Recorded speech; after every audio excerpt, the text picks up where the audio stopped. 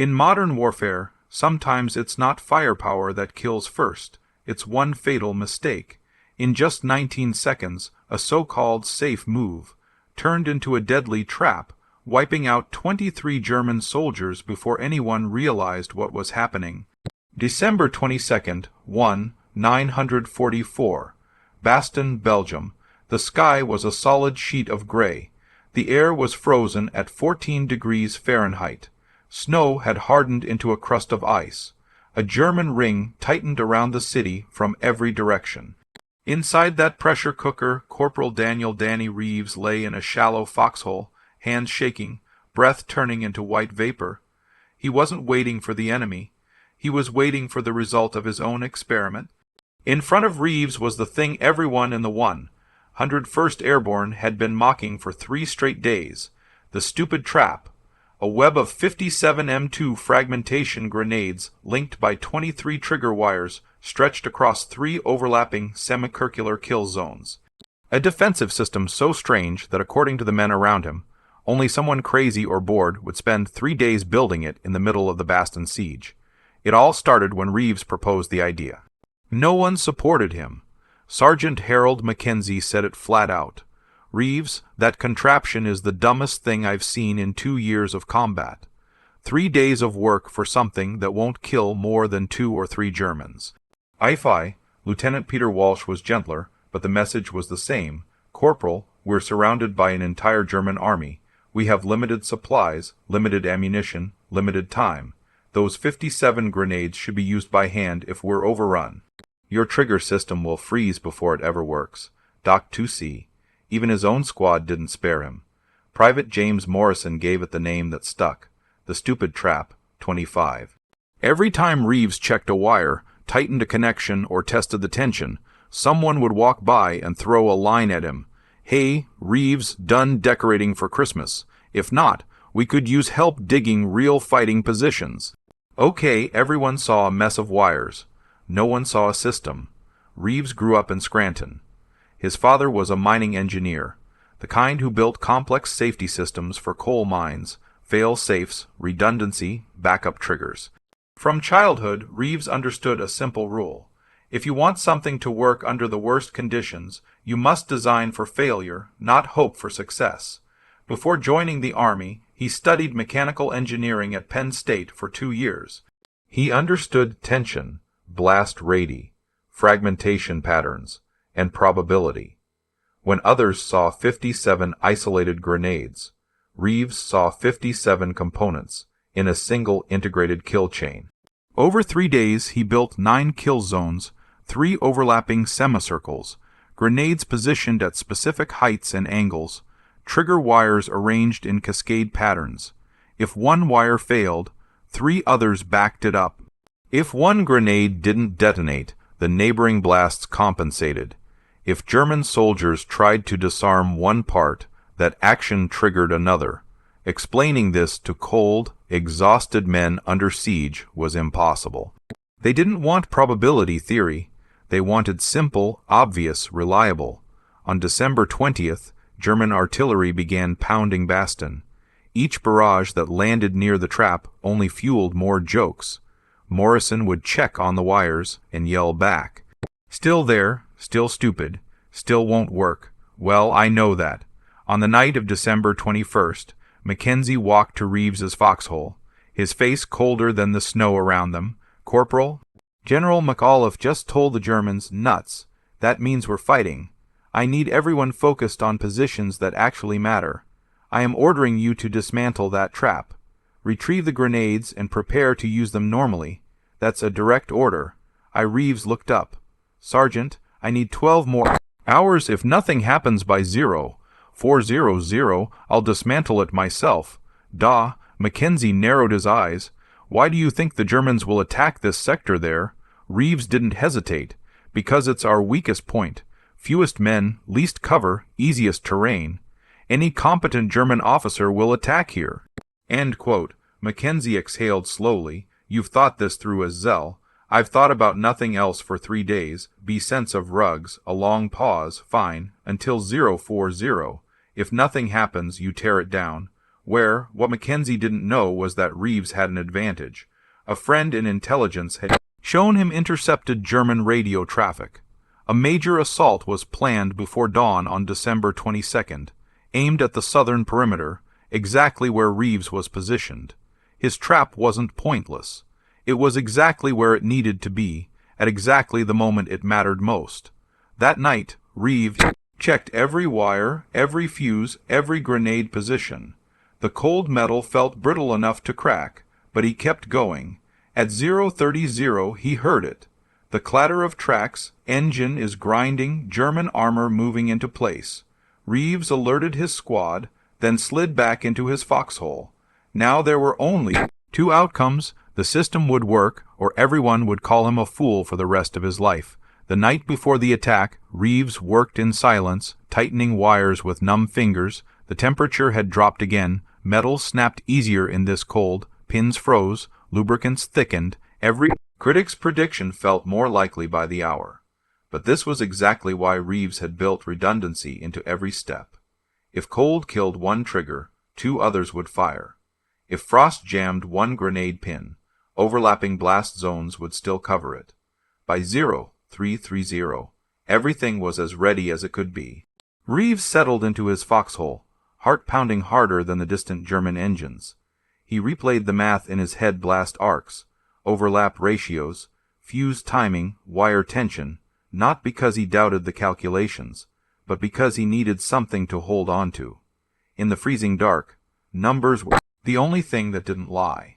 At 040, exactly as intelligence predicted, German artillery lit up the southern perimeter. The bombardment lasted 17 minutes, shaking the ground like a living thing. Reeves pressed himself into the frozen dirt, praying the concussion wouldn't prematurely detonate his system.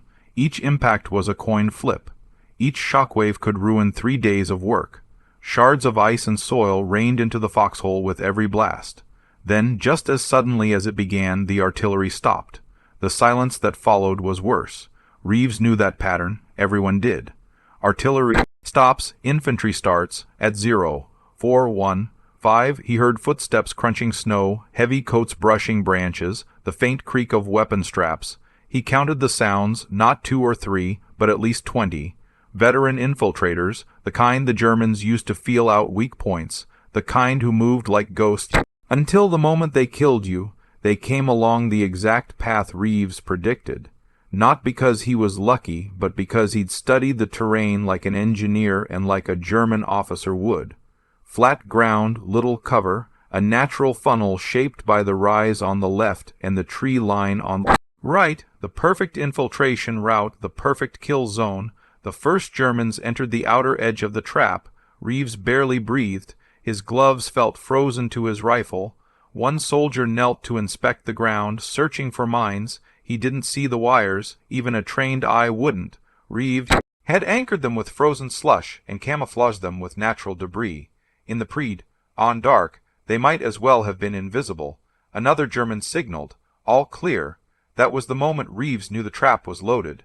Within minutes, 23 German soldiers were inside the perimeter. Reeves felt a wave of adrenaline, but forced himself to stay still. One premature shot, one noise, one misstep. He would lose everything. Then it happened. The lead soldier took a step forward. His boot caught the primary trigger wire. A braided steel cable placed exactly 6 in above the ground, low enough to miss, high enough not to be buried under the overnight frost. The tension released. Reeves closed his eyes for half a second, and then the system came alive. The 3 grenades wired to the primary trigger fell into fuse activation at the same moment. 4 seconds standard M2 fuse time. But the blast wasn't what mattered. What mattered was the cascade. At 0:4:17 and 11 seconds, the outer ring detonated.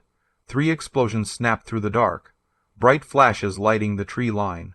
Those explosions triggered the first backup system. Pressure release mechanisms built from canteen cups. Filled with gravel, the shock wave knocked the cups aside, letting the gravel fall. The falling weight pulled on secondary wires, activating 6 grenades in the middle ring. The second backup mechanism activated next heat sensitive loops salvaged from flare triggers. The thermal pulse from the first explosions heated the loops past release temperature, dropping 6 more grenades from elevated positions. Within seconds, 9 grenades had exploded in a tightly sequenced chain. German soldiers shouted. Some fell instantly. Others ducked, scrambled, tried to run for cover. Reeves expected that he had designed for that. The trap funneled survivors inward toward the center where fragmentation overlap was highest. At 0, 4, 17 and 22 seconds, the middle ring detonated. 15 grenades activated by blast pressure triggers released from artillery fuse components, unleashing a storm of steel fragments. Men who survived the outer ring sprinted directly into the kill zones of the inner one. Some tried to flee the perimeter entirely, but Reeves had planned for that, too. Along the far edges, he'd embedded 6 vibration-triggered grenades wired with firing pin springs and counterweights, calibrated so precisely that only the shock of running feet would set them off. They detonated at 0, 4, 17 and 28 seconds. Out of 57 grenades, 54 detonated exactly as planned. 3 failed, but it didn't matter. The overlapping fields of fragmentation were so dense that no gap larger than 2m remained. The failure points had already been absorbed by design. From the moment the wire tripped to the final explosion, 19 seconds. In that time, nearly 427 lb of explosive force and 17, 0 steel fragments tore through a 900 square meter battlefield. Reeves didn't speak, didn't move. He only listened. Waiting for footsteps, moans, movement. There was none. When the smoke thinned, Sergeant Mackenzie emerged from his foxhole 50 yards away, staring like he couldn't believe what he was seeing. The ground was shredded, equipment scattered, snow sprayed red and black. The entire German element, every single one of the 23 soldiers was gone. Mackenzie walked slowly through the devastation until he reached Reeves's position. How many grenades did you use? Half-dotard and daughter, some 57 Sergeant Point. And how many Germans? We 5. 170 do. 23 confirmed. Maybe 1 or 2 more in the craters. Billy's Mackenzie paused, still scanning the kill zone in 19 seconds. Minus described. Yes, Sergeant with th end of second. The sergeant exhaled once long and low. I called your trap stupid and a quarter one with hes about. Yes, Sergeant, 27. I was wrong, 200 B 9. He looked at the field again. That was the most effective defensive system I've ever seen. It Matading doesn't divide thing. The name Stupid Trap died right there. The kill zone was still smoking when word began spreading through the American perimeter. Men from nearby foxholes walked over just to stare. No rifle shots, no machine gun burst, no American fire at all, just a frozen field ripped apart by 19 seconds of cascading explosions, something none of them had ever seen. Reeves remained quiet. He wasn't celebrating. He wasn't even relieved. He was replaying every sound, every explosion, making sure the system had worked. For the reasons he intended, not because of luck, not because of coincidence, but because the math held. He wanted confirmation that the cascade triggered exactly as designed, and it had. By mid-morning, Lieutenant Walsh arrived. He walked the entire kill zone with a notebook, examining the fragments, wires, and broken components. The remains of the primary trigger wire were exactly where Reeves said they would be. The backup mechanisms, canteen cup systems, heat trigger loops, secondary wire releases were all visible among the debris. Walsh crouched in the snow, studying a twisted piece of metal. You described this in detail, he said quietly. Reeves nodded. Walsh exhaled. You built a defensive system using standard-issue grenades that eliminated a full German infiltration element without firing a single shot. Where he wasn't exaggerating, the casualty-to-munition ratio was 4 times higher than normal grenade use. Reeves had done what no manual had ever suggested, turned grenades into a synchronized machine. The news traveled fast. By noon, officers from other companies were walking the perimeter, trying to understand how one corporal had built something that defensive doctrine didn't even imagine. But the Germans felt it too more strongly than anyone expected. The infiltration element that died that morning belonged to the 26th Volksgrenadier Division. When they failed to report back, German commanders halted further movement through the southern approach. Recon teams were sent instead. Their reports recovered later described the event as an American minefield with delayed and cascading triggers. Brass, they believed the Americans had deployed an advanced defensive technology. They had no idea it was just standard grenades and a corporal. With 3 days of focus and a background in engineering, the psychological impact hit harder than the physical one. German forces hesitated. Units refused to advance without heavy artillery support. Commanders shifted their plans, all because they feared a weapon system that didn't actually exist. At least not the way they imagined. That hesitation bought the Americans something priceless: time. The next morning, December 23rd, the weather finally cleared enough for aircraft to break through the clouds. Resupply drops. Food, ammunition, medical kits, and grenades fell into Baston like lifelines from the sky.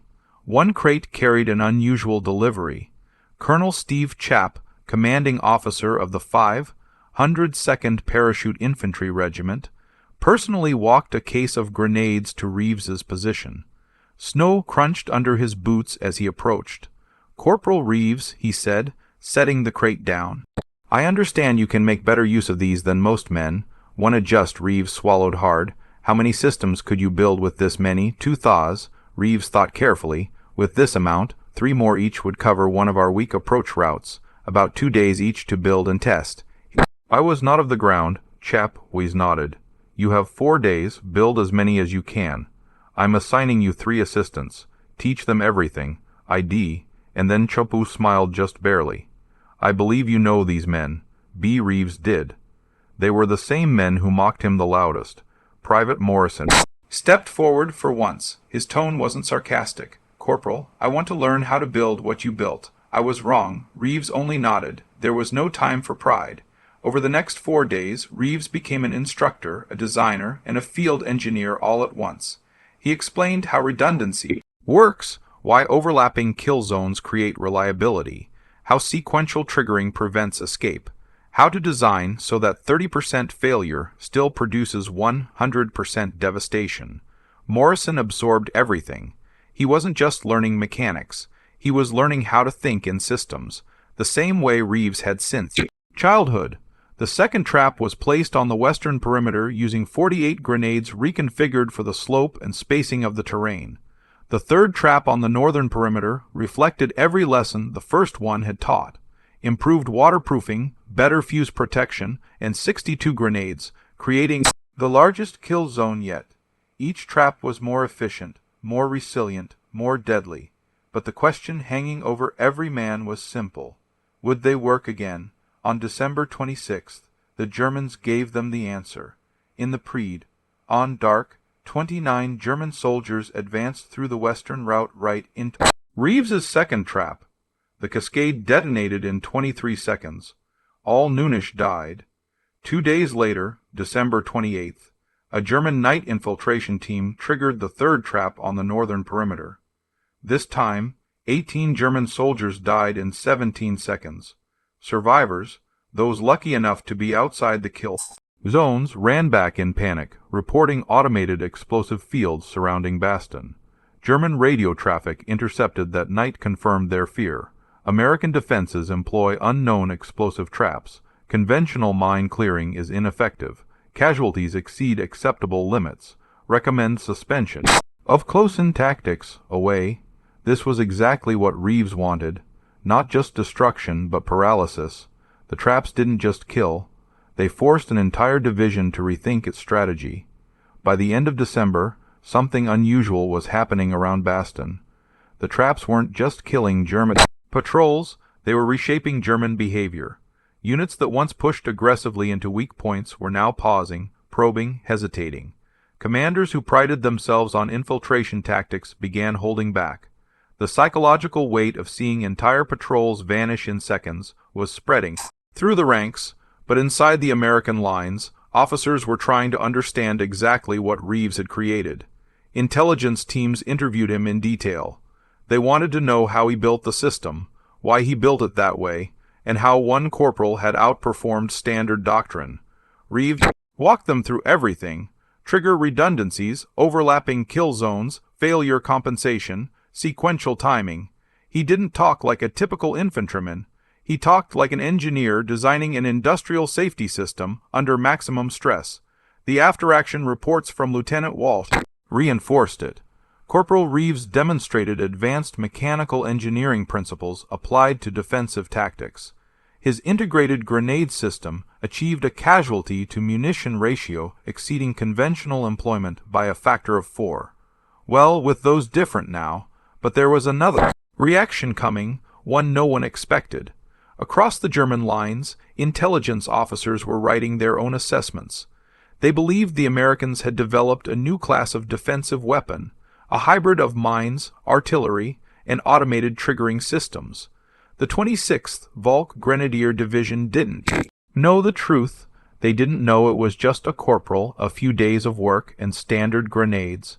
They assumed the Americans were deploying factory-produced devices.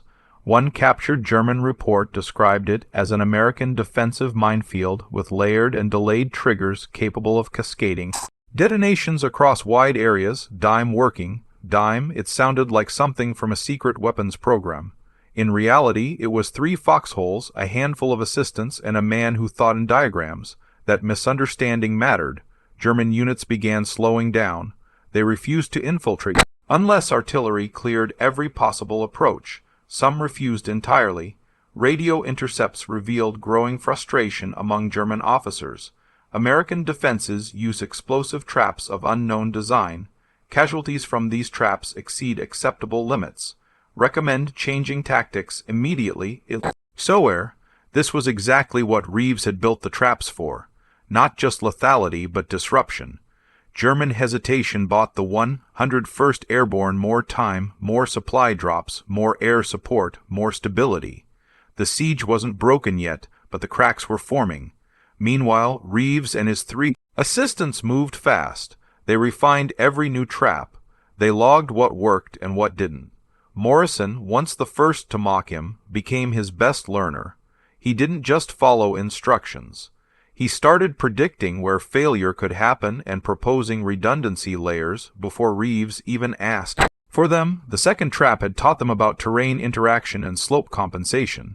The third had shown them how to waterproof the trigger systems better. By the time they were half finished with a fourth, Reeves was becoming less of an anomaly and more of a blueprint for how soldiers with technical backgrounds could transform defensive warfare, if given freedom. Officers noticed a training manual committee was formed immediately after Baston was relieved. They studied Reeves's work and began drafting what would become one of the most important documents in post-war infantry training. But before any doctrine could spread, there were still German forces outside the perimeter, and those forces were now deeply unsettled.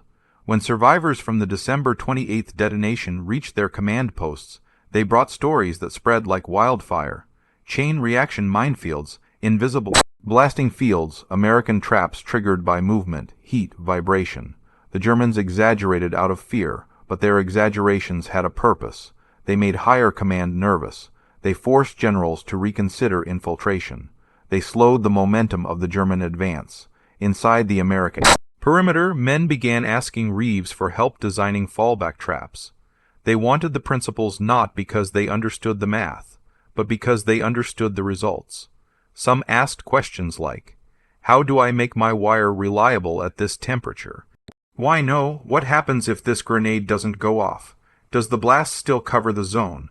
Well, happenstand. Others just asked the question that mattered most. How do you think like this? Weak.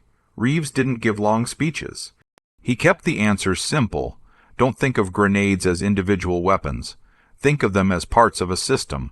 Quote, note, this idea was radical. Infantry doctrine taught independence. One grenade, one target, one soldier. Reeves flipped that thinking on its head. As other officers inspected the kill zones, they realized something else. Reeves had built systems that could still function even if 30% failed. No manual in the Army taught that. No doctrine even mentioned it. It was engineering logic brought into a foxhole. When the siege finally broke at the end of December, intelligence teams conducted formal interviews with Reeves. They documented every aspect of his work, from the 6 and tripwire height to the 7 lb break strength of the braided trigger line. They logged the thermal release loops that activated at 180 degrees F. They studied how he layered overlapping fragmentation zones with mathematical precision. Their conclusion was blunt. Reeves's trap demonstrates that system-level thinking applied to defensive positions is exponentially more effective than traditional grenade employment.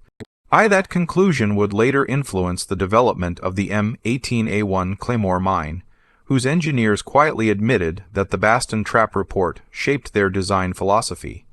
But at that moment, late December 1944, none of that mattered to Reeves. He cared about one thing, keeping the men around him alive. The traps had done more than destroy 3 patrols. They had altered German behavior. They had bought precious time. They had helped hold Bastogne, and they had proven beyond any doubt that innovation on the battlefield rarely comes from the top down. It comes from the one person who refuses to think the way everyone else does. When the siege of Baston was lifted, the army didn't just celebrate survival. They documented everything. Intelligence officers sat Reeves down for formal debriefings. They wanted every detail: why he positioned grenades at specific heights, why certain wires had backup tensions, why he chose sequential triggering instead of simultaneous detonation. Reeves answered each question like an engineer presenting a field prototype, not a corporal defending a gamble. Their final assessment was clear. Effectiveness comes not from individual grenades, but from system integration. Reeves designed for failure. His trap functions even when components don't. And this idea designed for failure would echo across multiple fields for decades. The report broke the trap down into 4 core principles. Redundancy. Every critical function had multiple backups. Overlapping coverage. No grenade was responsible for a single zone. Sequential timing. Cascading blasts prevented enemies from taking cover. Failure compensation. Even with 30% malfunction, the system still delivered full lethality. These weren't battlefield improvisations. They were engineering truths applied under life or death pressure. The Army Ordnance Department studied the report and discovered something equally important. Coordinated grenade detonation produced 3 to 4 times the effectiveness of single-throw manual tactics. That insight shaped the development of the M18A1 Claymore mine, whose directional fragmentation philosophy descended directly from what Reeves demonstrated in the snow outside Baston. Engineers who worked on the Claymore later admitted privately, the Bastogne trap changed how we thought about maximizing explosive efficiency. But while American doctrine absorbed the lesson, German post-war analysis did too. Their tactical manuals warned about American complex, trigger explosive systems capable of chaining detonations across large areas. German soldiers in interrogation consistently described fear of these trap fields. Fear not of what they had seen, but what they imagined. They never learned that the system they feared came from one corporal. 3 days of work and standard grenades. Years later, in 1968, a military historian interviewed Reeves. He asked the question many had wondered. Why didn't other soldiers' men with similar education build something comparable? One ascertain do this. Reeves thought for a moment. Most soldiers think about grenades the way they were trained. Throw it at the enemy. I thought about grenades the way my father thought about mine safety systems.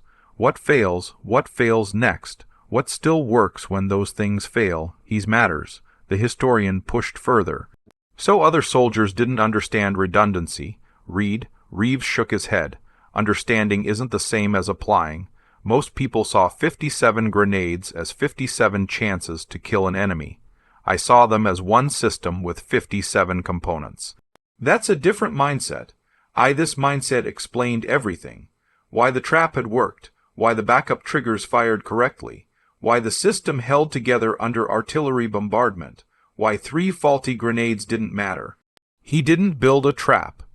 He built a network, a miniature version of the integrated defensive philosophy that would dominate modern tactics for the next half-century. After the war, Reeves returned to Penn State, completed his engineering degree, and spent 37 years at DuPont designing industrial safety systems. He earned 43 patents, all centered on redundancy and fail-safes. His obituary in 2007 mentioned the Bronze Star, but focused more on his innovations in chemical plant safety. Yet Reeves always returned to one moment, the moment people misunderstood his trap. He once said, "People want the technical details, but that's not what made it work." What made it work was understanding you can't control everything. Things fail, conditions change. If you design for failure, the system still works. That idea shaped aviation redundancy systems. It shaped industrial safety engineering. It shaped computer network reliability, and it shaped modern battlefield doctrine. But the most important lesson came from the human side. Before the trap worked, Reeves endured 3 days of mockery. His sergeant doubted him. His lieutenant doubted him. His squad openly ridiculed him. They valued tradition and simplicity over innovation and complexity. Only 23 Germans killed in 19 seconds changed their minds. If that German patrol had chosen a different route that morning, the trap might have never fired. Reeves would have dismantled it quietly. The idea might have died in the snow. Instead, it became a turning point. Proof that battlefield innovation often survives only if opportunity aligns with vision. In the end, the Germans called it an automated minefield. The Americans called it the trap that saved Baston's southern perimeter.